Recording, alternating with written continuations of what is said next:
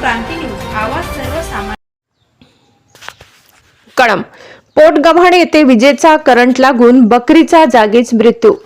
कळंब तालुक्यातील पोटगव्हाण येथील एका बकरीचा वीज प्रवाहामुळे मृत्यू झाल्याची घटना तालुक्यातील पोटगव्हाण येथे शनिवार दिनांक 6 डिसेंबर रोजी सकाळी 9 वाजता उघडकीस आली.